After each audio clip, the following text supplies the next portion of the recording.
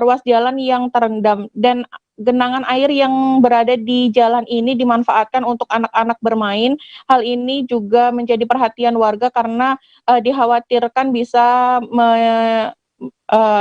mencelakai anak-anak yang sedang bermain di jalan-jalan ini. Karena jalan ini masih belum ditutup secara penuh sehingga masih ada kendaraan untuk roda 4 biasanya melintas, sehingga anak-anak yang bermain-main memang harus lebih berhati-hati. Kami informasikan kembali juga untuk beberapa ruas jalan juga mengalami kondisi yang sama dan ini tidak hanya di pusat kota Amuntai saja, namun juga berada di beberapa kecamatan di sekitar Kabupaten Hulu Sungai Utara yang lokasinya tidak jauh dari aliran sungai besar. Firda. Kemudian mungkin bisa Anda informasikan lebih detail begitu untuk titik mana saja yang terjadi banjir di HSU? Iya, kami informasikan bahwa Kabupaten Hulu Sungai Utara memang dialiri oleh 3 sungai besar yaitu Sungai Tabalong, Sungai Balangan, dan juga Sungai Negara. Tak heran jika misalnya pada saat musim penghujan seperti ini, debit air sungai yang meluap akan menyebabkan sebagian besar di daerah Kabupaten Hulu Sungai Utara menjadi terendam air karena juga lokasinya yang sebagian besar merupakan daerah rawa. Untuk daerah-daerah yang menjadi titik banjir utama di awal puncak musim penghujan ini adalah daerah yang memang berdekatan dengan 3 sungai besar tersebut seperti di Kecamatan Banjang, Kecamatan Amuntai Utara, dan juga Kecamatan Haur Gading. Firda. Reni, kemudian apa upaya dan persiapan dari BPBD dan juga Dinas Sosial sendiri untuk menghadapi banjir kali ini? Ya, kami sudah berkoordinasi dengan BPBD hari ini bahwa mereka juga telah melakukan pendataan kepada warga yang menjadi dampak terjadinya banjir. Karena banjir di Kabupaten Hulu Sungai Utara juga sudah terjadi setiap tahun, maka warga biasanya lebih memilih untuk tinggal di rumah mereka masing-masing. Selain juga karena untuk menjaga harta benda mereka dari rumah, juga biasanya warga sudah bersiap sebelum terjadinya banjir dengan mengamankan barang-barang berharga ke tempat yang lebih tinggi. Namun demikian dari BPBD tetap melakukan pendataan kepada warga yang terdampak dengan adanya banjir, di mana nantinya juga bekerja sama dengan Dinas Sosial untuk diberikan bantuan jika memang warga sulit mendapatkan bahan pokok. Dari Dinas Sosial juga sudah menyiapkan bahan-bahan sembako yang diperlukan jika memang nantinya ada data yang masuk secara resmi dari aparat desa ataupun kecamatan yang masuk ke Dinas Sosial dan membutuhkan bantuan, maka mereka sudah siap untuk melakukan pendistribusian. Baik, terima kasih rekan jurnalis dari Banjarmasin Post, Reni Kurniawati, atas laporan Anda. Selamat bertugas kembali. Kita beralih ke informasi selanjutnya, Saudara. Suasana Terminal Amurang, Kabupaten Minahasa Selatan, Provinsi Sulawesi Utara tampak gelap gulita. Tak ada satupun alat penerang di dalam kawasan terminal tersebut. Gelapnya kawasan itu di malam hari membuat penumpang enggan untuk menunggu kendaraan umum di dalam terminal. Warga pun mendesak pemerintah untuk mengadakan lampu penerang di kawasan Terminal Amurang. Informasi lebih lengkapnya akan disampaikan oleh rekan jurnalis kami dari Tribun Manado, ada Rulmantik yang saat ini sudah tersambung sama kami. Halo Rulmantik. Selamat sore rekan Firda. Rulmantik, bisa Anda informasikan bagaimana saat ini kondisi terminal yang kabarnya gelap gulita ini? Iya, terima kasih rekan Firda. Jadi terminal Amurang itu hingga saat ini kondisinya sangat gelap. Tidak ada lampu penerang satupun di kawasan terminal ini. Jadi ketika menjelang malam, terminal ini keadaannya langsung gelap gulita. Dan di siang hari, kendaraan yang datang di tempat ini memang sudah sangat sedikit. Sebab banyak kendaraan yang seharusnya masuk di terminal ini, tetapi tidak lagi masuk ke terminal ini karena sudah banyak terminal bayangan yang mereka bentuk di Jalan Trans Sulawesi. Nah, karena letak dari terminal ini hanya berdekatan dengan Jalan Trans Sulawesi, kira-kira 75 sampai Trans Sulawesi. Demikian rekan Firda. Romantik, bisa Anda informasikan sebenarnya siapa pengelola terminal Amurang ini? Iya, saya sudah wawancara dan tanya informasi ke Dinas Perhubungan Kabupaten Minahasa Selatan. Ternyata terminal ini sudah bukan lagi tanggung jawab Dinas Perhubungan Kabupaten Minahasa Selatan, karena sejak ini sudah diserahkan ke terminal di Sulawesi Utara, Jadi Dinas Perhubungan Kabupaten Minahasa Selatan tidak bisa lagi masuk di terminal ini atau mengatur terminal ini, termasuk untuk memasang lampu-lampu penerang supaya terminal ini bisa dimanfaatkan. Dan juga karena terminal ini sudah tetap penanggung jawabnya adalah Dinas Provinsi Sulawesi Utara, jadi penjagaan di terminal ini tidak lagi seperti dahulu ada banyak petugas, sehingga banyak kendaraan yang tidak menggunakan terminal bayangan, tetapi mereka harus masuk ke terminal ini karena selalu diimbau oleh petugas yang berjaga-jaga di terminal ini. Demikian rekan Firda. Romantik, apakah dengan adanya kondisi gelap gulitanya terminal Amurang pada malam hari juga berdampak dengan jumlah penumpang yang naik bus? Iya, memang sangat berdampak, sebab kalau tidak ada penerang, tidak ada penumpang yang mau naik ke terminal ini untuk menunggu penumpang. Menurut beberapa penumpang yang saya temui di terminal bayangan, mereka katakan bahwa mereka takut datang di terminal ini karena kondisinya sangat gelap. Mereka takut jangan-jangan terjadi sesuatu pada diri mereka. Demikian rekan Firda. Baik, terima kasih rekan jurnalis dari Tribun Manado, Romantik, atas laporan Anda. Selamat bertugas kembali. Kita beralih ke informasi selanjutnya. Saudara Nur Hari, 49 tahun, warga desa Cikadu, Kecamatan Watukumpul, Kabupaten Pemalang, Jawa Tengah, dilaporkan hilang. Diduga korban tenggelam di Sungai Kaligenteng, Dukuh Harjosari, Desa Bojongkoneng, Kecamatan Kandang Serang, Kabupaten Pekalongan, Jawa Tengah. Korban diduga meninggalkan rumah sejak 21 November, pergi memancing ke Sungai Kaligenteng.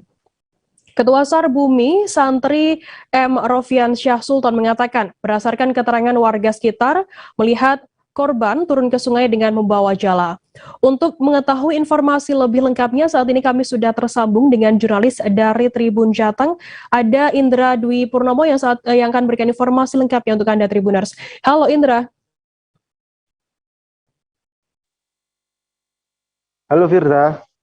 Indra, bisa Anda informasikan di mana tepatnya lokasi pria ini hilang? Ya, Nur Hari, warga Desa Cikadu, Kecamatan Watukumpul, Kabupaten Pemalang, Jawa Tengah, memang dilaporkan hilang di Sungai Kaligenteng, Dukuh Harjosari, Desa Bojongkoneng, Kecamatan Kandang Serang, Kabupaten Pekalongan. Berdasarkan informasi dari Ketua SAR Bumi Santri M. Rofian Sultan, bahwa laporan tersebut memang benar adanya orang hilang. Kemudian tim gabungan baik dari BPBD, PMI, Banser, Bagana, dan TNI Polri langsung mengecek lokasi laporan tersebut, dan saat dicek memang hanya ditemukan satu sepeda motor yang diduga milik korban. Begitu Frida. Kemudian bisa Anda jelaskan bagaimana saat ini perkembangan dari tim SAR sendiri oleh pencarian tersebut? Iya Frida, tadi pagi sudah mulai dilakukan operasi SAR, baik dari tim gabungan Basarnas Jawa Tengah, kemudian relawan, BPBD, TNI Polri, PMI, dan anggota SAR Bumi Santri memang sudah turun ke lokasi. Untuk lokasi sendiri memang berdasarkan informasi sangat susah sekali, bahkan di sungai tersebut banyaknya bebatuan-bebatuan yang lumayan tinggi, sehingga operasi SAR memang sangat terkendala. Begitu, Frida. Baik, terima kasih rekan jurnalis dari Tribun Jateng, Indra Dwi Purnomo, atas laporannya. Selamat bertugas kembali. Kita beralih ke informasi selanjutnya, Saudara. Pohon berukuran ratusan tahun tumbang di area Pondok Pesantren Nurul Alam, Langgar Temor, Desa Prajan, Kecamatan Camplong, Kabupaten Sampang, Madura, Senin 29 November. Tumbangnya pohon berjenis randu terjadi lantaran kondisi pohon sudah terlalu rapuh, ditambah terpanu hujan deras dengan kurun waktu yang cukup lama. Parahnya, pohon tersebut menimpa salah satu gedung ponpes setempat. Akibatnya atap serta dinding tembok ambruk pada bangunan lantai 2. Informasi lebih lengkapnya akan disampaikan oleh rekan jurnalis kami dari Tribun Madura, ada Hanggara Pratama yang saat ini sudah tersambung bersama kami. Halo Hanggara. Halo Firda. Ya, Hanggara, bisa Anda informasikan bagaimana untuk kronologi pohon ratusan tahun ini tumbang begitu? Siap, rekan Firda.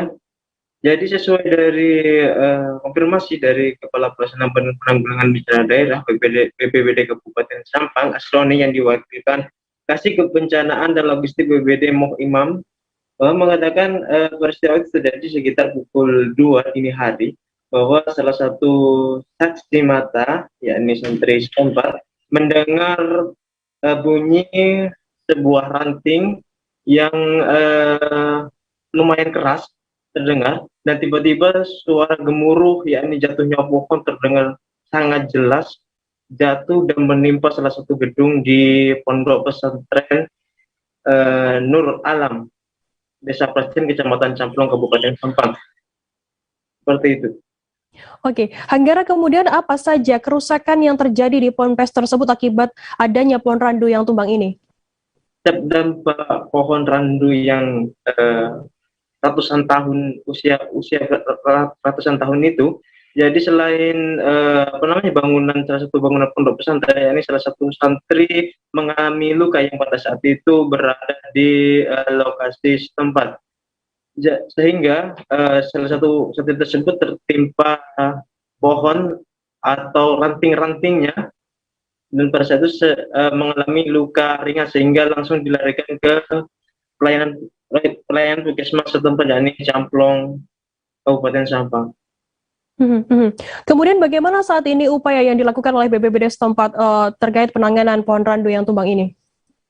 Setelah dihubungi oleh pemilik pondok pesantren, BPBD Kabupaten Sampang bersama tim segera melakukan evakuasi pohon tersebut sejak pagi hari, kemudian di sore harinya atau di siang harinya tim TNI Polri segera melakukan penolongan sehingga pemotongan pohon menggunakan gergaji mesin dilakukan, dan sore hari pohon sudah terpotong-potong dan dievakuasi seperti itu. Baik, terima kasih rekan jurnalis dari Tribun Madura, Hanggara Pratama, atas laporan Anda. Dan tadi Tribuners, Hanggara juga sudah menghimpun keterangan dari pimpinan Pondok Pesantren Nurul Alam, Kiai Haji Abdul Walid, dan juga Kasih Kebencanaan dan Logistik BPBD Sampang Madura, Muhammad Imam. Berikut liputannya untuk Anda. Dan kejadian itu sudah beberapa tahun kemudian, ini memang banyak kayu yang sudah rapuh di sekitarnya. Nah, pada saat ini, pada detik ini sudah melimpah pada pondok kami, Pesantren Nurul Alam ini. Kejadian ini roboh tadi malam dan setengah 3 malam. Alhamdulillah tidak ada korban, namun di sini pondok lantai 2 ini sudah hancur seperti ini, kemudian koperasi, kemudian dapur santri, tapi ada sepeda motor dalamnya dan koperasinya ambles semua. Kemudian ada satu santri yang terkena musibah, tidur di lantai 2, tapi alhamdulillah bisa dievakuasi tadi malam dan sudah dibawa ke puskesmas. Mengevakuasi ini semuanya kami sebagai pengasuh pesantren terima kasih banyak. Harapan bagi pengasuh. Harapan bagi kami yang mudah-mudahan dengan hancurnya ini mudah-mudahan bisa tegak kembali. Kedepannya ya bisa kembali lagi, terbangun lagi pesantren ini. Kami sinergi dengan Dinas Bela, dengan para santri untuk mengevakuasi pohon tumbang ini. Ada beberapa hal yang perlu kami sampaikan, bahwa dengan adanya kejadian ini ada yang terdampak, yaitu satu rumah, satu koperasi, satu sepeda motor, dan satu masyarakat pondok pesantren yang luka-luka. Jadi setelah kami lakukan evakuasi terus untuk menutup kemungkinan mudah-mudahan tidak terjadi kejadian-kejadian. Oke. Selesai jeda, kami akan kembali dengan informasi menarik lainnya, tetaplah di Live Update. Oke, apa kabar Bang Arif di sini untuk strateginya? Kalau saya sendiri di Gimik 37 ini yang semalam baru mulai, saya udah Sebenarnya aku nggak ngerasa itu penangkapan atau penggerbegan atau apapun itu. Karena gini loh, posisinya aku kriteria. Jadi kita mengenal disebut dengan stroke yang tidak berdarah dengan stroke yang berdarah.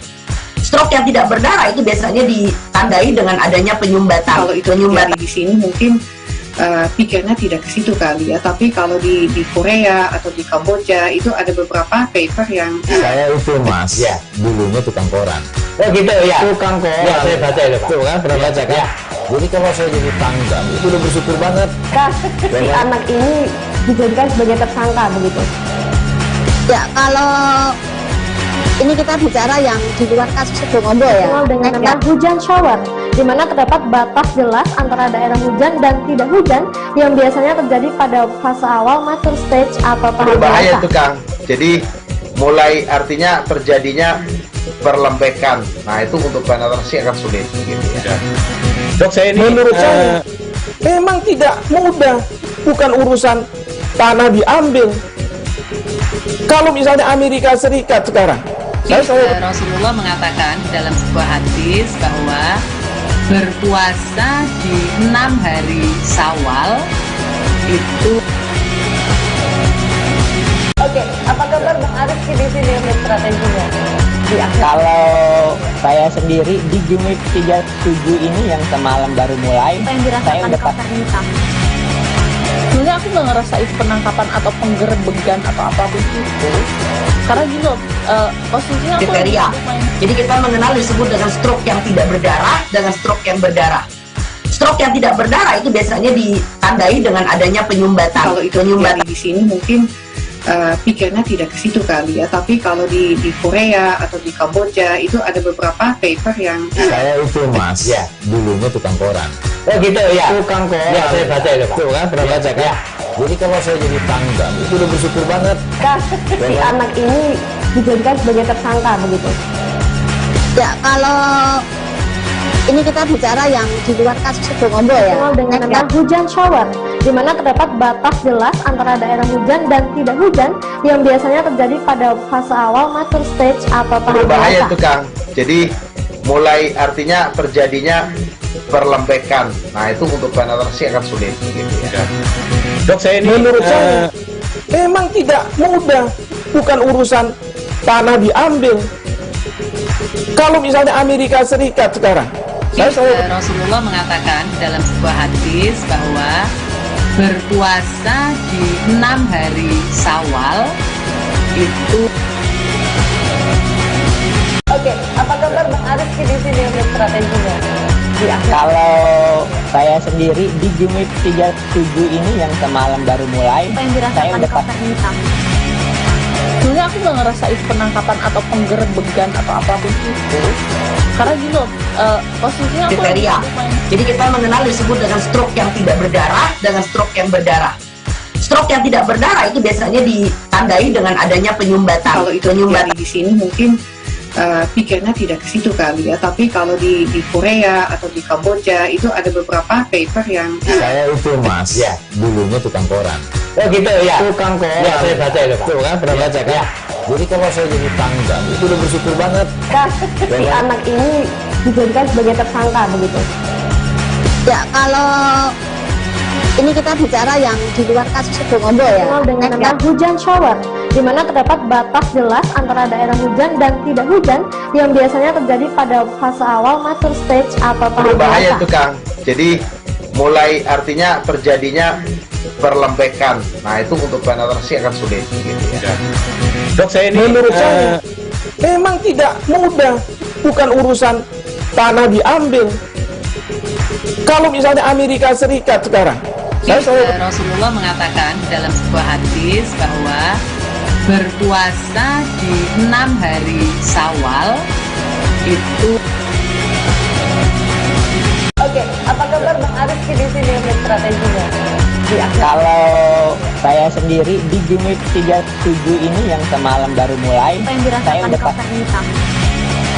Sebenarnya aku nggak ngerasa itu penangkapan atau penggerbegan atau apapun itu. Karena gini loh, posisinya aku kriteria. Jadi kita mengenal disebut dengan stroke yang tidak berdarah dengan stroke yang berdarah. Stroke yang tidak berdarah itu biasanya ditandai dengan adanya penyumbatan. Kalau itu penyumbatan di sini mungkin pikirnya tidak ke situ kali ya. Tapi kalau di Korea atau di Kamboja itu ada beberapa paper yang saya itu mas, ya dulunya tukang koran. Oh gitu ya. Tukang koran. Ya, saya baca itu Pak. Tuh kan pernah baca kan? Ya. Jadi kalau saya jadi tanggal itu udah bersyukur banget. Si anak ini dijadikan sebagai tersangka begitu. Ya kalau ini kita bicara yang di luar kasus Bongombo ya. Dengan hujan shower. Terima kasih Anda masih bersama kami di live update. Kita beralih ke informasi selanjutnya, Saudara. 4 warga desa Kantomporang, Dusun Lasape, Kecamatan Duampanua, Kabupaten Pinrang hanyut terbawa arus Sungai Sadang pada Senin 29 November. Keempat warga tersebut yakni Bahrun 35 tahun, Nas 45 tahun, Usman, dan DJ yang bekerja sebagai penambang pasir. Tim SAR gabungan yakni SAR Pinrang, SAR Lasinrang, BPBD Tagana, dan SAR SOS terjun langsung ke lokasi untuk mencari korban. Informasi lebih lengkapnya akan disampaikan oleh rekan jurnalis kami dari Tribun Timur, ada Nining Anggriani yang saat ini sudah tersambung bersama kami. Halo Nining. Ya, halo rekan Firda. Nining, bisa Anda informasikan bagaimana untuk kronologi keempat pekerja tambang ini bisa hanyut di Pinrang? Ya, baik. Jadi seperti yang dikatakan tadi, ada 4 warga Desa Kantomporang, Kabupaten Pinrang yang hanyut terbawa arus sungai. Pada Senin 29 November kemarin diketahui keempat warga ini berada di tepi pantai, yakni sedang memperbaiki alat atau rakit penambang pasirnya pada pukul 6.00 WITA. Namun pada saat sementara memperbaiki rakit penambang pasirnya tersebut, tiba-tiba air laut membesar dan ada air bah yang menghantam mereka, dan kemudian mereka berempat terbawa arus hingga sejauh 25 km. Nah, pada saat mereka terombang-ambing di laut itu, ada warga dari Desa Babana yang melihat keempat warga ini hanyut bersama dengan rakit atau alat tambang pasir mereka. Nah, kemudian warga tersebut melaporkan hal itu kepada tim SAR Pinrang. Kemudian tim SAR Pinrang melakukan pencarian di 2 lokasi, salah satunya di Pantai Amani. Nah, setelah itu pada pukul 11.30 WITA, tim SAR Pinrang mulai menyisir atau mencari korban di Pantai Amani. Setelah 1,5 jam, akhirnya pencarian berhasil, yakni telah ditemukan keempat korban ini di tengah laut bersama dengan rakit penambang pasir mereka, kemudian dievakuasi. Nah, untuk diketahui 2 orang dievakuasi menggunakan perahu karet dari tim SAR Pinrang, kemudian 2 orang lainnya itu dievakuasi menggunakan perahu warga, dan keempatnya ini dibawa ke tepi Pantai Amani. Seperti itu rekan Firda. Nining, kemudian bisa Anda informasikan bagaimana saat ini kondisi dari keempat korban? Ya, baik. Jadi setelah sampai ke Pantai Amani ini atau setelah dievakuasi, keempat korban ini alhamdulillah selamat semua. Kemudian mereka mengalami dehidrasi karena lama di lautan, dan sempat tim SAR Pinrang menyediakan makanan dan minuman untuk mereka beristirahat sebentar.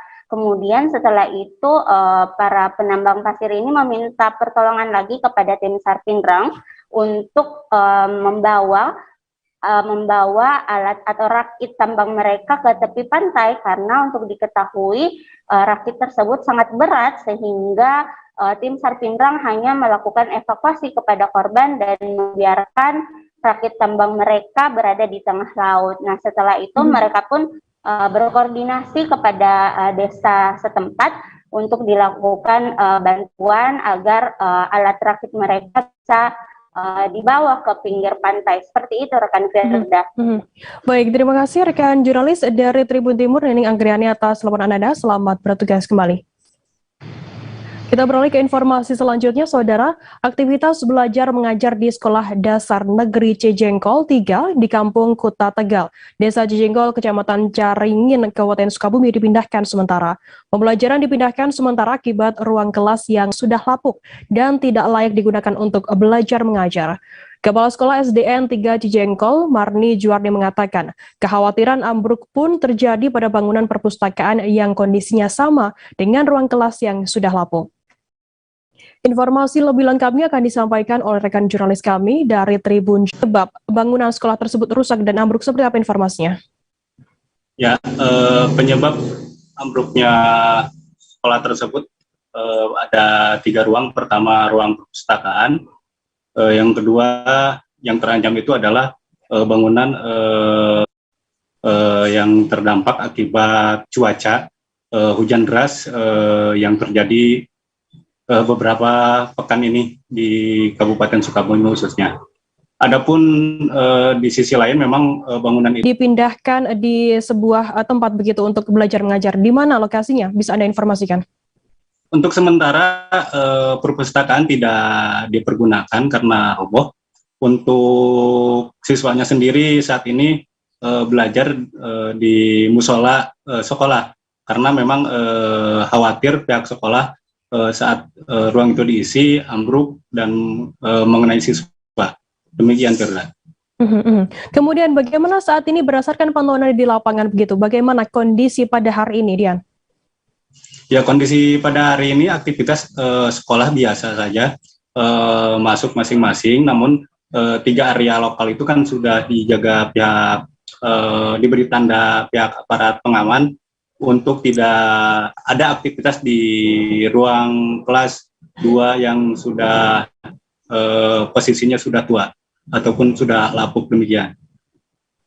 Kemudian bagaimana saat ini sejauh ini langkah dari pemerintah setempat untuk menangani adanya ambruknya SDN tersebut? Ya, dari pihak pemerintah dan utamanya Dinas Pendidikan di sini sudah meninjau lokasi pada saat kejadian. Kemudian dari pemerintah pun dari Wakil Bupati tadi sudah menyampaikan akan segera diperhatikan, termasuk dorongan dari DPRD juga sudah mulai menyampaikan aspirasi. Artinya dari Kepala Sekolah SDN 3 Cijengkol, Marni Juarni, berikut liputannya untuk Anda. Ya, 3 lokal, 1 ruang kelas, 1 ruang guru, dan 1 perpustakaan. Yang perpustakaan hancur sudah sekarang hari ini. Ya.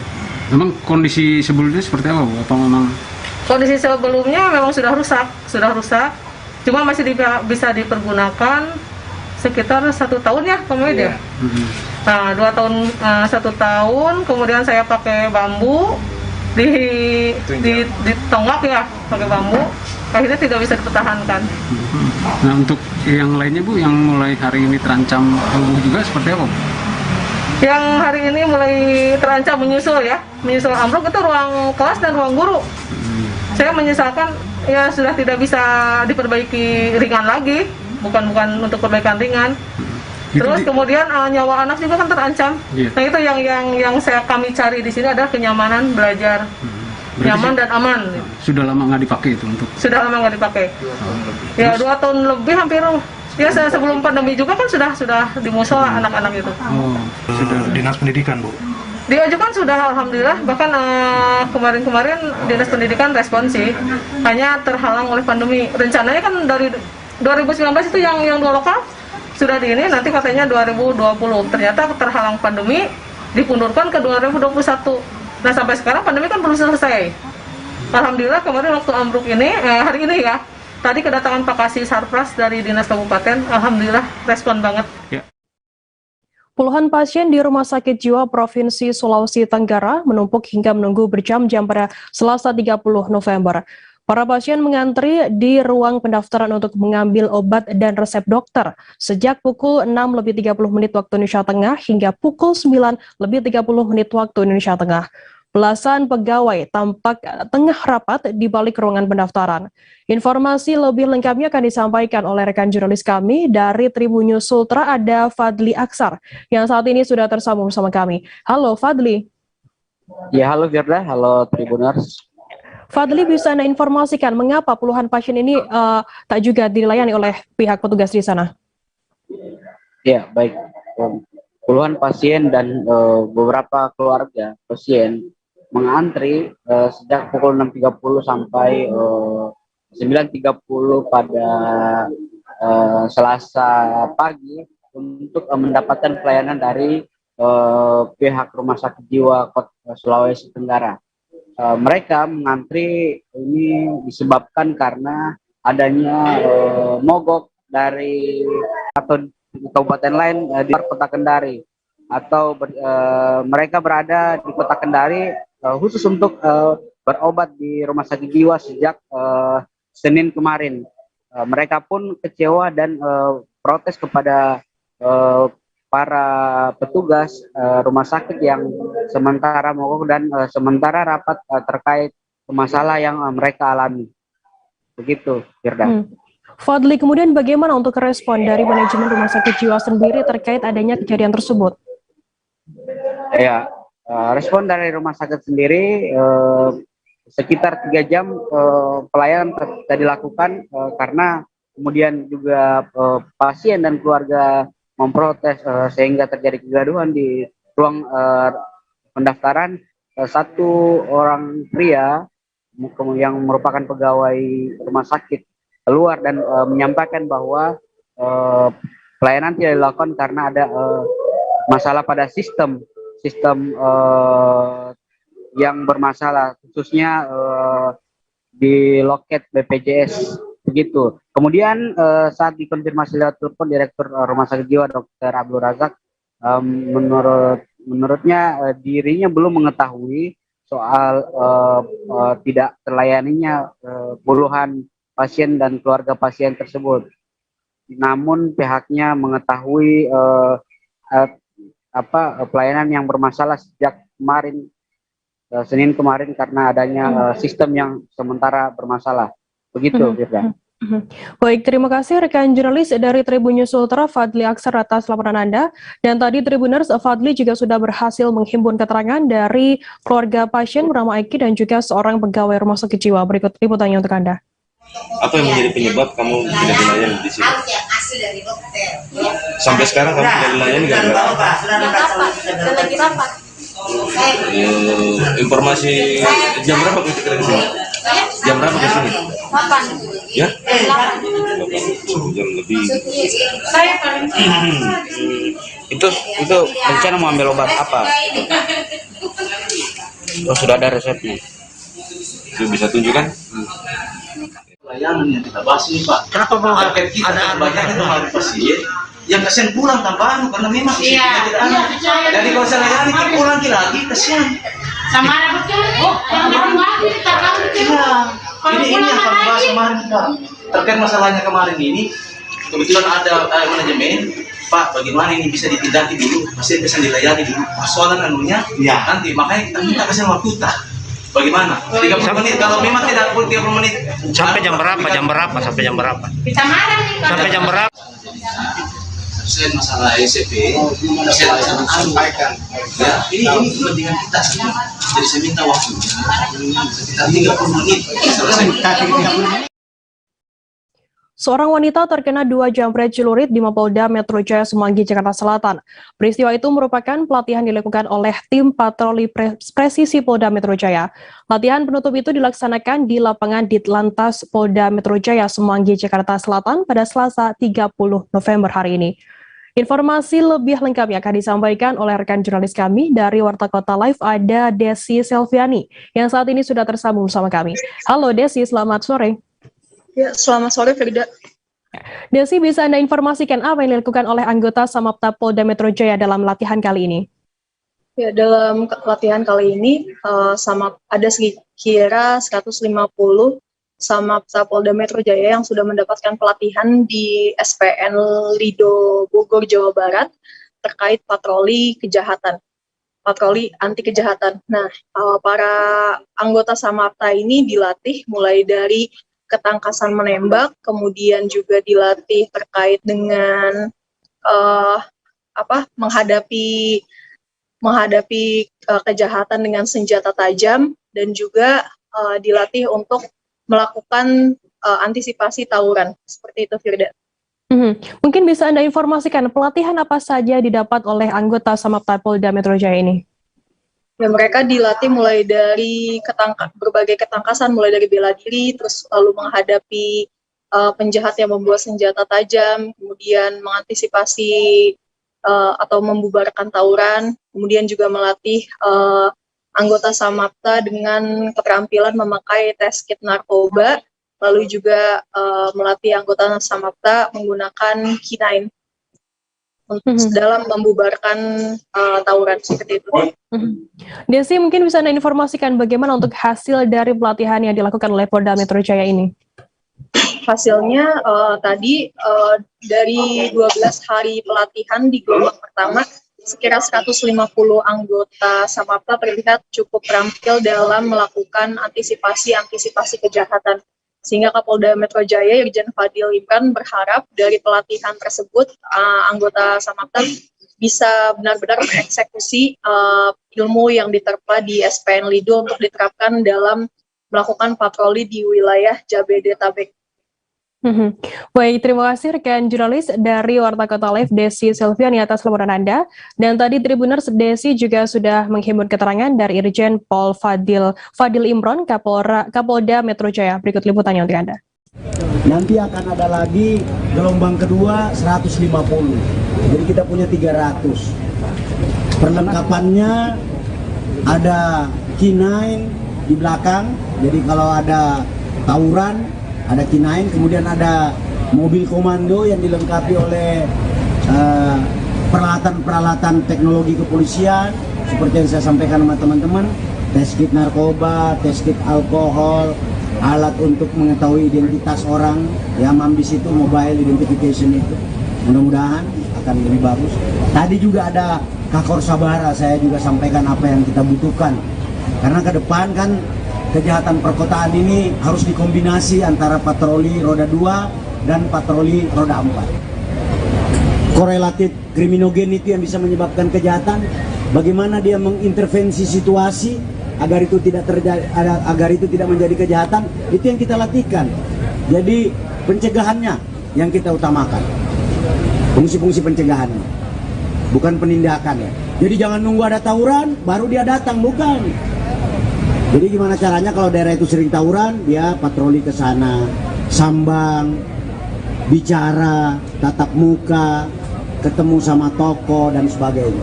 Kalau di situ ada kampung narkoba, dia datang patroli, dia lihat rumah yang sering dipakai untuk transaksi narkoba dan sebagainya. Lama-lama kan pasti akan bubar.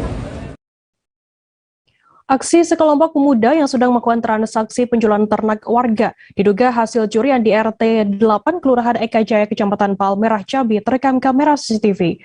Aksi tersebut terjadi pada Sabtu 27 November. Dalam rekaman CCTV tampak 6 orang pemuda mengendarai 2 sepeda motor metik datang dari 2 arah berlawanan. Warga menduga ternak tersebut adalah hasil curian. Pasalnya di kawasan tersebut memang kerap kali terjadi aksi pencurian ternak. Informasi lebih lengkapnya akan disampaikan oleh rekan jurnalis kami dari Tribun Jambi, ada Aryo Tondang yang saat ini sudah tersambung bersama kami. Halo Aryo. Halo Firda, selamat sore. Aryo, bisa Anda informasikan bagaimana kesaksian warga terkait adanya pemuda yang jual beli ternak ini? Baik Firda dan Tribuners, di mana memang diinformasikan beberapa hari lalu, tepatnya hari Sabtu, warga Kota Jambi dihebohkan dengan aksi sekelompok pemuda. Yang seperti disebutkan di awal, sekelompok pemuda ini ada 6 orang menggunakan 2 sepeda motor membawa diduga hewan ternak di dalam sebuah karung, kemudian bertukar atau bertransaksi di RT 08. Hasil keterangan dari masyarakat, Firda, diketahui mereka sudah sangat resah dan kerap terjadi aksi pencurian di wilayah mereka, terutama di Kelurahan Eka Jaya tepatnya, sehingga mereka menduga ini juga adalah hasil dari curian pemuda setempat. Kemudian juga lebih yang menarik juga Firda, diketahui mereka menduga para pelaku ini adalah anak-anak remaja tangguh yang kemudian juga sering berkumpul atau kerap berkumpul saat malam hari, sehingga mencari kesempatan atau momen-momen untuk mendapatkan uang, bisa jadi untuk membeli minuman keras serta kebutuhan-kebutuhan untuk bersenang-senang lainnya, begitu Firda. Arya, mungkin bisa diinformasikan untuk hewan ternak apa yang dicuri oleh para pemuda ini? Untuk sementara memang keterangan dari para warga tidak mengetahui pasti yang beredar saat ini yang di video CCTV, tidak disebut pasti itu hewan apa, namun mereka menduga itu adalah ternak ayam. Namun sebelum-sebelumnya tetap terjadi pencurian yang kerap terjadi adalah ternak ayam dan juga bebek begitu, Firda. Kemudian bagaimana Aryo untuk dugaan warga sendiri? Apakah pelaku ini memang warga setempat atau warga di luar Kelurahan Eka Jaya? Untuk dari keterangan Ketua RT serta sejumlah warga lainnya, mereka memastikan bahwasanya pemuda atau sekelompok orang ini bukan dari perumahan itu atau kawasan perumahan atau komplek itu. Namun mereka menduga kuat pelaku ini adalah dari luar kelurahan, kemudian sekelompok orang yang kerap berkumpul seperti saya sebutkan tadi, kemudian mencari peluang untuk mencuri atau mencari bahan-bahan warga lainnya yang bisa dijadikan uang untuk kemudian dibelikan minuman keras seperti tuak, juga kebutuhan rokok begitu. Apakah saat ini sudah ada laporan begitu dari pihak kelurahan sendiri atau warga setempat ke pihak kepolisian? Sampai sejauh ini mereka mengaku belum melakukan laporan karena memang setiap warganya tidak mengalami cukup banyak, tapi cukup artinya tidak satu korban tidak mengalami kerugian cukup besar sehingga mereka tidak kemudian berniat untuk melaporkan. Namun setelah ditelusuri memang tidak hanya satu orang tapi banyak yang menjadi korban. Kita akan coba gali lagi nanti dari pihak kepolisian begitu, Firda. Baik, terima kasih rekan jurnalis dari Tribun Jambi atas laporan Anda. Selamat bertugas kembali. Tribuners, kita akan jeda sejenak, tetaplah di Live Update. Oke, apa kabar Bang Arif di sini untuk strateginya? Kalau saya sendiri di Jumit 37 ini yang semalam baru mulai, saya udah Sebenarnya aku nggak ngerasa itu penangkapan atau penggerbegan atau apapun itu. Karena gini loh, posisinya aku kriteria. Jadi kita mengenal disebut dengan stroke yang tidak berdarah dengan stroke yang berdarah. Stroke yang tidak berdarah itu biasanya ditandai dengan adanya penyumbatan. Kalau itu terjadi di sini mungkin pikirnya tidak ke situ kali ya. Tapi kalau di Korea atau di Kamboja itu ada beberapa paper yang saya itu Mas, ya dulunya tukang koran. Oh gitu ya. Tukang koran. Ya, saya baca itu Pak. Tuh kan, pernah baca kan? Ya. Jadi kalau Ini dijadikan sebagai tersangka begitu. Ya, kalau ini kita bicara yang di luar kasus Sebongombo ya. Dengan nama hujan shower, di mana terdapat batas jelas antara daerah hujan dan tidak hujan yang biasanya terjadi pada fase awal mature stage atau tahap berbahaya itu Kang. Jadi mulai artinya terjadinya perlembekan. Nah itu untuk penetrasi akan sulit begitu ya. Dok, saya ini Menurut saya memang tidak mudah, bukan urusan tanah diambil. Kalau misalnya Amerika Serikat sekarang, Rasulullah mengatakan dalam sebuah hadis bahwa berpuasa di 6 hari Syawal itu. Oke, apa kabar Bang Arif di sini untuk strateginya? Kalau saya sendiri di Jumit 37 ini yang semalam baru mulai, saya udah Sebenarnya aku nggak ngerasa itu penangkapan atau penggerbegan atau apapun itu. Karena gini loh, posisinya aku kriteria. Jadi kita mengenal disebut dengan stroke yang tidak berdarah dengan stroke yang berdarah. Stroke yang tidak berdarah itu biasanya ditandai dengan adanya penyumbatan. Kalau itu terjadi di sini mungkin pikirnya tidak ke situ kali ya. Tapi kalau di Korea atau di Kamboja itu ada beberapa paper yang saya itu Mas, ya dulunya tukang koran. Oh gitu ya. Tukang koran. Ya, saya baca itu Pak. Tuh kan, pernah baca kan? Ya. Jadi kalau saya jadi tangga itu udah bersyukur banget. Si anak ini dijadikan sebagai tersangka begitu. Ya, kalau ini kita bicara yang di luar kasus Sebongombo ya. Dengan nama hujan shower, di mana terdapat batas jelas antara daerah hujan dan tidak hujan yang biasanya terjadi pada fase awal mature stage atau tahap berbahaya itu Kang. Jadi mulai artinya terjadinya perlembekan. Nah itu untuk penetrasi akan sulit begitu ya. Dok, saya ini menurut saya memang tidak mudah, bukan urusan tanah diambil.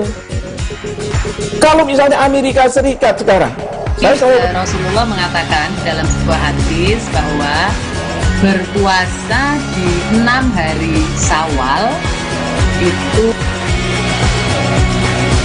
Oke, apa kabar Bang Arif di sini untuk strateginya? Kalau saya sendiri di Jumit 37 ini yang semalam baru mulai, saya udah Sebenarnya aku nggak ngerasa itu penangkapan atau penggerbegan atau apapun itu. Karena gini loh, posisinya kriteria. Jadi kita mengenal disebut dengan stroke yang tidak berdarah dengan stroke yang berdarah. Stroke yang tidak berdarah itu biasanya ditandai dengan adanya penyumbatan. Kalau itu terjadi di sini mungkin pikirnya tidak ke situ kali ya, tapi kalau di Korea atau di Kamboja itu ada beberapa paper yang saya itu mas, ya dulunya tukang koran. Oh gitu ya. Tukang koran. Ya, saya baca itu Pak. Tuh kan, pernah baca kan? Ya. Jadi kalau saya jadi tanggal itu udah bersyukur banget. Si anak ini dijadikan sebagai tersangka begitu. Ya, kalau ini kita bicara yang di luar kasus Subang Ombo ya. Dikenal dengan nama hujan shower, di mana terdapat batas jelas antara daerah hujan dan tidak hujan yang biasanya terjadi pada fase awal mature stage atau tahap berbahaya dewasa. itu Kang. Jadi mulai artinya terjadinya perlembekan. Nah itu untuk penetrasi akan sulit gitu ya. Dok, saya ini menurut saya memang tidak mudah, bukan urusan tanah diambil. Kalau misalnya Amerika Serikat sekarang, Rasulullah mengatakan dalam sebuah hadis bahwa berpuasa di 6 hari Syawal itu. Oke, apa kabar Bang Arif di sini untuk strateginya? Kalau saya sendiri di Jumit 37 ini yang semalam baru mulai, Apa yang saya dirasakan udah Kak Fernita? sebenarnya aku nggak ngerasain penangkapan atau penggerbegan atau apapun itu. Karena gini loh, posisinya aku kriteria. Jadi kita mengenal disebut dengan stroke yang tidak berdarah dengan stroke yang berdarah. Stroke yang tidak berdarah itu biasanya ditandai dengan adanya penyumbatan. kalau itu terjadi di sini mungkin pikirnya tidak ke situ kali ya, tapi kalau di Korea atau di Kamboja itu ada beberapa paper yang saya itu mas, ya dulunya tukang koran. Oh gitu ya. Tukang koran. Ya, saya baca itu Pak. Tuh kan, pernah baca kan? Ya. Jadi kalau saya jadi tanggal itu udah bersyukur banget. Si anak ini dijadikan sebagai tersangka begitu. Ya, kalau ini kita bicara yang di luar kasus Subang Ombo ya. Dikenal dengan nama hujan shower, di mana terdapat batas jelas antara daerah hujan dan tidak hujan yang biasanya terjadi pada fase awal mature stage atau tahap Berbahaya dewasa. itu Kang. Jadi mulai artinya terjadinya perlembekan. Nah itu untuk penetrasi akan sulit gitu ya. Dok, saya ini menurut saya memang tidak mudah, bukan urusan tanah diambil. Kalau misalnya Amerika Serikat sekarang, Rasulullah mengatakan dalam sebuah hadis bahwa berpuasa di 6 hari Syawal itu. Oke, apa kabar Bang Arif di sini untuk strateginya? Kalau saya sendiri di Jumit 37 ini yang semalam baru mulai, Apa yang saya dirasakan udah Kak Fernita? sebenarnya aku nggak ngerasain penangkapan atau penggerbegan atau apapun itu. Karena gini loh, posisinya aku kriteria. Jadi kita mengenal disebut dengan stroke yang tidak berdarah dengan stroke yang berdarah. Stroke yang tidak berdarah itu biasanya ditandai dengan adanya penyumbatan. kalau itu terjadi di sini mungkin pikirnya tidak ke situ kali ya, tapi kalau di Korea atau di Kamboja. Terima kasih Anda masih bersama kami di Live Update. Kita beralih ke informasi selanjutnya, Saudara. Suara gemuruh terdengar di langit Balikpapan yang berasal dari unit pesawat tempur T-50 Golden Eagle pada Selasa 30 November. Kedatangan 3 pesawat tempur ini dalam rangka operasi Garda Paus 2021 dari Skuadron 15 Lanut Iswahyudi Madiun yang juga melibatkan sejumlah pesawat Tucano dari Lanut Anang Busra Tarakan. Informasi lebih lengkapnya akan disampaikan oleh rekan jurnalis kami dari Tribun Kaltim. Ada Muhammad Zain yang saat ini sudah tersambung bersama kami. Halo Zain. Halo Firda. Zain, bisa Anda informasikan apa yang mendasari adanya operasi kali ini? Baik, jadi untuk operasi yang dilakukan dari Lanut Domber Balikpapan, di mana dari Skuadron 15 Madiun ini memang memilih atau menetapkan wilayah Kalimantan ini sebagai area operasi. Nah, ini disampaikan ataupun dijelaskan oleh salah satu penerbang dari unit T-50 Golden Eagle, Mayor Penerbang Argantara, bahwasanya di kawasan perairan Kalimantan ini kerap dijadikan jalur oleh aset asing yang informasinya ini adalah dari Malaysia, sehingga untuk memastikan tidak ada pelanggaran kedaulatan antar negara, dari pihak Skuadron 15 memutuskan untuk menjadikan wilayah Kalimantan ini sebagai wilayah operasi mereka. Seperti itu, Firda. Zain, mungkin bisa Anda informasikan bagaimana hasil sementara operasi Garda Paus kali ini? Demikian, Firda. Ya. Bisa Anda informasikan, Zain, untuk bagaimana hasil sementara dari operasi Garda Paus sejauh ini? Baik, dari operasi Garda Paus 2021 ini sudah berjalan 2 hari, terhitung sejak kemarin Senin tanggal 29 November 2021 hingga hari ini. Sejauh ini bisa disampaikan bahwa belum ditemukan adanya pelanggaran kedaulatan antar negara. Namun dari pihak Skuadron 15 Lanut Iswahyudi Madiun ini sempat berpapasan dengan salah satu unit pesawat tempur milik Singapore Air Force. Namun setelah didekati dari pihak Skuadron 15 Lanut Iswahyudi Madiun, ternyata mereka sendiri pun memiliki izin untuk melintasi langit Indonesia. Jadi untuk sejauh ini tidak ada masalah yang perlu dikhawatirkan di wilayah perbatasan udara ataupun laut Indonesia. Demikian, Firda. Zain, bisa Anda informasikan total ada berapa penerbang dan kru pendukung yang terlibat dalam operasi kali ini? Baik, dalam operasi kali ini yang berlangsung di wilayah Kalimantan sendiri melibatkan 3 unit pesawat yang kemudian diterjunkan kurang lebih 7 penerbang dari Lanut Iswahyudi Madiun, kemudian juga disokong sekitar kurang lebih kru pendukung ada sebanyak 50 orang yang ikut dalam operasi kali ini. Demikian, Firda. Baik, terima kasih rekan jurnalis dari Tribun Kalti Muhammad Zain atas laporan Anda. Selamat bertugas kembali. Kita beralih ke Bogor, Saudara. Satgas COVID-19 Kota Bogor terus memperketat protokol kesehatan. Menjelang libur Natal dan Tahun Baru, Satgas COVID-19 Kota Bogor memperluas pemeriksaan sertifikasi vaksinasi. Sebelumnya, pemeriksaan sertifikasi vaksin hanya dilakukan di seputaran SSA dan tempat wisata. Namun kali ini pemeriksaan sertifikasi vaksin meluas ke titik pusat keramaian. Informasi lebih lengkapnya akan disampaikan oleh rekan jurnalis kami dari Tribun Bogor. Ada Lingga Arfian yang saat ini sudah tersambung bersama kami. Halo Lingga, selamat sore. Ya, Firda, sore. Ya. Lingga, bisa Anda informasikan seperti apa untuk teknis pelaksanaan pengetatan prokes menjelang libur Natal dan juga Tahun Baru 2022?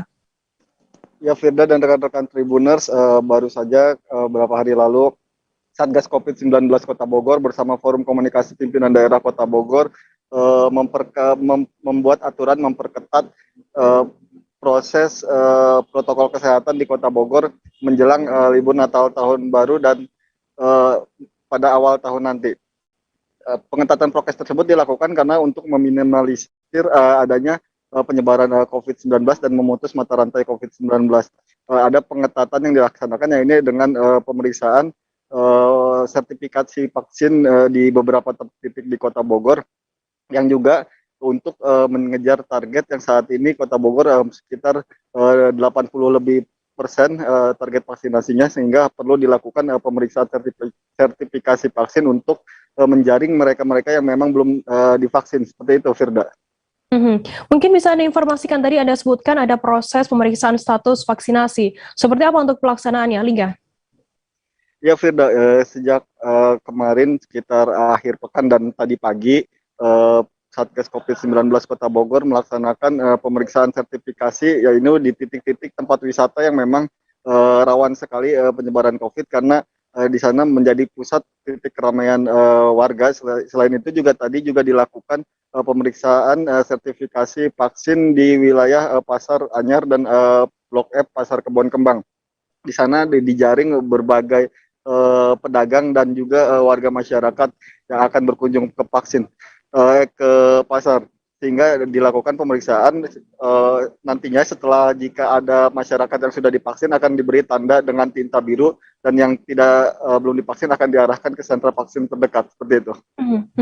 Lingga, bagaimana kemudian tanggapan dari masyarakat sendiri dengan adanya pengetatan protokol kesehatan menjelang Natal dan Tahun Baru? Ya, Firda, secara umum masyarakat Kota Bogor mendukung adanya pengetatan protokol kesehatan, karena memang mereka menyadari bahwa pengetatan ini juga untuk mendukung adanya peningkatan ekonomi di Kota Bogor, karena yang sudah hampir setahun lebih berimbas karena adanya pembatasan-pembatasan, sehingga perlu dilakukan pengetatan protokol kesehatan namun tetap bisa beraktivitas. Para warga ini sebenarnya bukan tidak ingin divaksin, namun mereka sendiri dikarenakan sibuk itu kegiatan di pasar, ada yang mereka yang bekerja sebagai kuli angkut ataupun kuli panggul dan tukang parkir atau penjaga toko, sehingga dengan adanya sentra vaksin di dekat-dekat pasar ini mereka merasa sangat terbantu dan bisa melaksanakan vaksinasi. Seperti itu, Firda. Baik, terima kasih rekan jurnalis dari Tribun Bogor, Lingga Arfian, atas laporan Anda. Dan tadi Tribuners, Lingga juga sudah berhasil menghimpun keterangan dari Kombes Pol Susatyo Purnomo Condro, Kapolresta Bogor Kota. Berikut liputannya untuk Anda.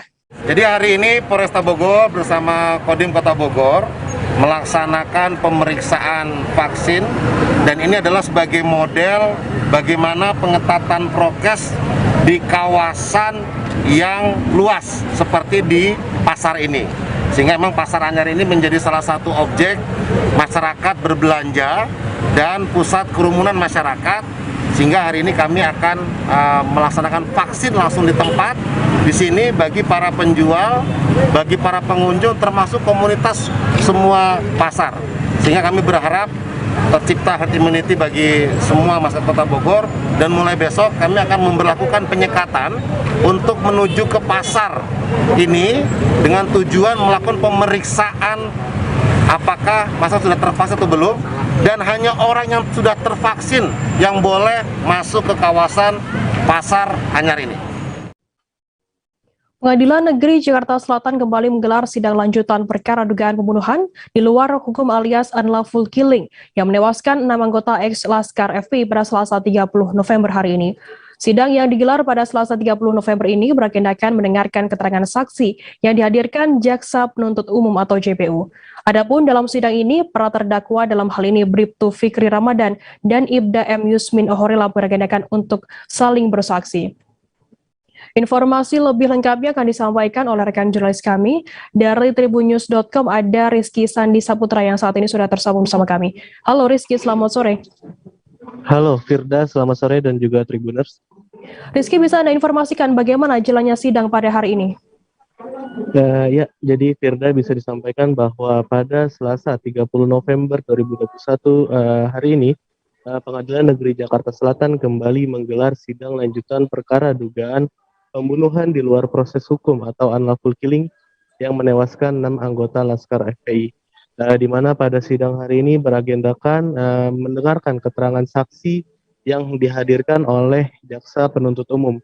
Adapun saksi yang dihadirkan pada hari ini yakni berjumlah 3 orang, diantaranya atau 2 diantaranya merupakan kedua terdakwa dalam perkara ini, yakni Bribtu Fikri Ramadan dan juga Ibda M. Yusmin Ohorila. Adapun satu saksi lainnya yakni koordinator bidang pemantauan dan penyelidikan dari Komisi Nasional Hak Asasi Manusia yakni Endang Sri Melani. Begitu, Firda. Rizky, kemudian bagaimana kesaksian dari pihak Komnas HAM sendiri dalam sidang kali ini? Ya, tadi koordinator bidang pemantauan dan penyelidikan Komnas HAM yakni Endang Sri Melani menyatakan kalau di dalam melakukan penyelidikan atas kasus unlawful killing ini, pihaknya membagi menjadi 3 eskalasi saat peristiwa penguntitan terhadap para rombongan Muhammad Rizik Syihab saat ingin menuju Polda Metro Jaya. Di mana kata dia eskalasi pertama yakni eskalasi rendah itu dilakukan di saat para anggota polisi melakukan pemantauan di area rumah atau sekitaran wilayah Sentul, begitu, di mana menjadi titik kumpul dari para pengikut MRS ini untuk melakukan konvoy begitu menuju Polda Metro Jaya. Sedangkan eskalasi kedua yakni eskalasi sedang itu berada di pintu masuk tol Karawang begitu. Di mana di saat itu pihak dari kepolisian sudah mulai melakukan penguntitan dan eskalasi tinggi ini berada di kejadian atau TKP dari adanya peristiwa penembakan terhadap 4 anggota ex-Laskar FPI, yakni di area kilometer 50 Cikampek begitu, Firda. Dan juga dalam melakukan penyelidikan ini, Komnas HAM tadi menyebut kalau pihaknya mendapati beberapa aduan atau laporan dari keluarga korban dan juga para pihak perwakilan dari FPI begitu, Firda. Rizky, sejauh ini apakah sidang masih berlangsung atau apakah sudah selesai? Sejauh ini sidang masih berlangsung, adapun agenda yang saat ini sedang berlangsung begitu di dalam ruang sidang utama PN Jakarta Selatan, yakni mendengarkan keterangan dari Bribtu Ibda M. Yusmin Ohorela yang merupakan terdakwa yang dihadirkan oleh jaksa sebagai saksi untuk terdakwa lainnya, yakni Bribtu Fikri Ramadan.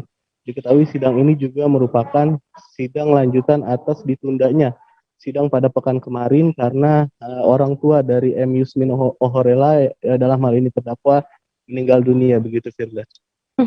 Baik, terima kasih rekan jurnalis dari tribunnews.com, Rizky Sanisa Putra atas laporan Anda. Selamat bertugas kembali. Kita beralih ke informasi selanjutnya, Saudara. Varian terbaru dari virus COVID-19 semakin membuat khawatir dunia. Organisasi Kesehatan Dunia WHO menyebut varian baru dari COVID-19 dengan nama Omicron. Nama varian baru Omicron ini sama seperti nama Sekretaris Percepatan Penanganan Satgas COVID-19 Bangka Belitung, Mikron Antariksa. Mikron sendiri mengaku kaget ketika pertama kali mendengar namanya mirip dengan varian baru COVID-19. Informasi lebih lengkapnya akan disampaikan oleh rekan jurnalis kami dari Bangka Pos, ada Riki Pratama yang saat ini sudah tersambung bersama kami. Halo Riki, selamat sore. Ya, sore Firda. Ya. Riki, bisa Anda informasikan bagaimana kemudian tanggapan dari Sekretaris Satgas COVID-19 Babel yang kaget dengan nama varian baru Corona Omicron ini? Ya, baik Firda. Terkait dengan varian baru COVID-19 ini, Sekretaris Percepatan Penanganan Satgas COVID-19 Mikron Antariksa kaget ketika mendapatkan rilis dari WHO bahwa yang varian baru COVID-19 bernama Omicron. Pasalnya kenapa? Karena nama Omicron itu berkaitan sama dengan nama dirinya, yaitu Mikron Antariksa. Selain itu juga penyebaran kasus yang lebih, maksud saya daya sebar virus yang sampai 500% membuat juga dia kaget bahwa penyebaran kasus ini lebih berbahaya dibandingkan dengan varian sebelumnya. Seperti itu, Firda. Kemudian bagaimana untuk tindak lanjut dari Satgas Babel sendiri untuk mengantisipasi masuknya varian baru COVID-19 Omicron ini? Baik, Mikron Antariksa mengatakan bahwa mereka merupakan pemerintah daerah, perpanjangan tangan dari pemerintah pusat. Jadi setiap langkah apa yang dilakukan oleh pemerintah pusat akan mereka lakukan, terutama pencegahan dan penanganan dari virus varian baru yang akan masuk ke Bangka Belitung melalui aturan atau Inmendagri yang telah disampaikan hingga ke provinsi dan kabupaten, seperti itu, Firda. Kemudian Riki, apa yang diharapkan oleh Mikron sendiri dengan adanya varian baru Omicron, varian baru COVID-19 Omicron ini? Ya, Mikron menyampaikan bahwa dia berharap bahwa Omicron ini tidak masuk ke provinsi Bangka Belitung karena menurutnya Bangka Belitung saat ini kasusnya masih sangat landai, sehingga diharapkan dengan adanya virus baru ini tidak membuat penyebaran yang lebih luas lagi. Kemudian dia bercanda bahwa di Bangka Belitung saat ini sudah ada Pak Mikron katanya. Jadi tidak perlu lagi Omikron masuk ke Bangka Belitung. Begitu, Firda. Baik, terima kasih rekan jurnalis dari Bangka Pos, Riki Pratama atas laporan Anda. Dan tadi Tribuners, Riki juga sudah menghimpun keterangan dari Sekretaris Percepatan Penanganan Satgas COVID-19 Bangka Belitung, Mikron Antariksa, dan juga Gubernur Bangka Belitung, Erzaldi Rosman. Berikut liputannya untuk Anda.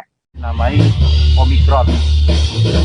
Nama ya saya sempat kaget dan sempat melihat kondisi daya tular virusnya sampai 500%. Berarti virus ini sangat luar biasa dan dinamai mirip dengan nama saya. Ini sesuatu hal yang bagi saya juga kaget dan tentu saja identik dengan nama saya ini, berarti benar-benar saya harus berjibaku kembali untuk melaksanakan pencegahan dan penanganan COVID di wilayah Babel ini. Jangan sampai Omikron masuk ke Bangka Belitung. Tapi Omikron namanya. Wah, kebetulan sama dengan nama kepala BPBD.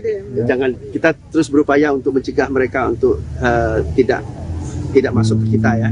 Dan sekarang juga pemerintah sudah mengambil kebijakan pembatasan pelaksanaan Nataru dan lain sebagainya.